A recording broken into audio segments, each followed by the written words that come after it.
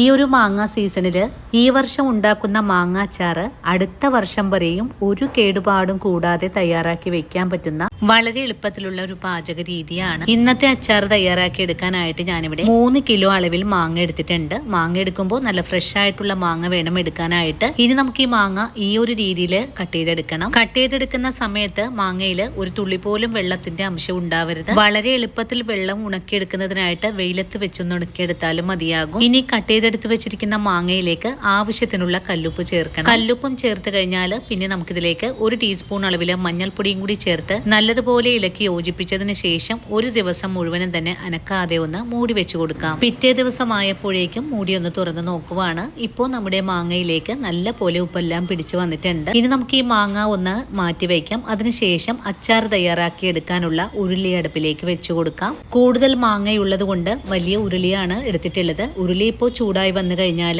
നമുക്കിതിലേക്ക് 1/2 കിലോ നല്ലെണ്ണ ഒഴിച്ചു കൊടുക്കാം. നല്ലെണ്ണ ചൂടായി കഴിഞ്ഞാൽ 50 ഗ്രാം അളവില് കട്ടക്കായമാണ് നമുക്ക് ചെറിയ പീസുകളായിട്ട് ഒന്ന് ചേർത്ത് വറുത്തെടുക്കേണ്ടത്. കായം മുരിഞ്ഞു കഴിഞ്ഞാൽ പിന്നെ നല്ല പോലെ തന്നെ മുരിഞ്ഞ് വീർത്ത് വരും. ആ ഒരു പാകമായാൽ പിന്നെ നമുക്ക് എണ്ണയിൽ നിന്നും കോരി മാറ്റാം. കായം കോരി മാറ്റി കഴിഞ്ഞാൽ പിന്നെ ഫ്ലെയിം ഒന്ന് കുറച്ച് വെച്ച് കൊടുത്തതിന് ശേഷം 1/4 കിലോ അളവില് കാശ്മീരിയും 1/4 കിലോ അളവില് എരിവെള്ളം മുളക് പൊടിയും കൂടി ചേർത്ത് നല്ലവണ്ണം ഇളക്കി യോജിപ്പിച്ചതിന് ശേഷം ഉപ്പ് തിരുമ്മി വെച്ചിട്ടുള്ള മാങ്ങ കൂടി ചേർത്ത് നല്ല പോലെ ഇളക്കി ഒന്ന് യോജിപ്പിച്ചു കൊടുക്കാം.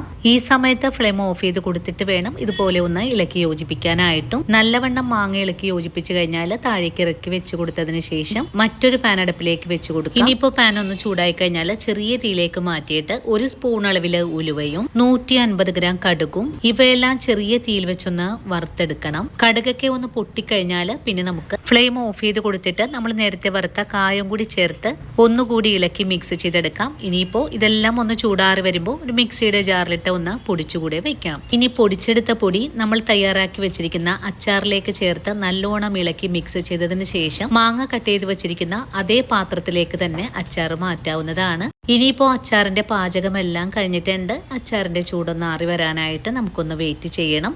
അതിനുശേഷം ഒരു ചില്ലു കുപ്പിയിലേക്ക് മാറ്റി സൂക്ഷിക്കാവുന്നതാണ്. ഇതുപോലെ ഉണ്ടാക്കി വെക്കുവാണെങ്കിൽ വർഷം മുഴുവനും ഒരു കേടുപാടും കൂടാതെ നമുക്ക് അച്ചാർ കഴിക്കാൻ പറ്റുന്നതാണ്. വീഡിയോ കാണുമ്പോൾ ഇഷ്ടപ്പെടുവാണെങ്കിൽ ചേച്ചി ഒന്ന് സപ്പോർട്ട് ചെയ്യാൻ മറക്കല്ലേ കൂട്ടുകാരെ.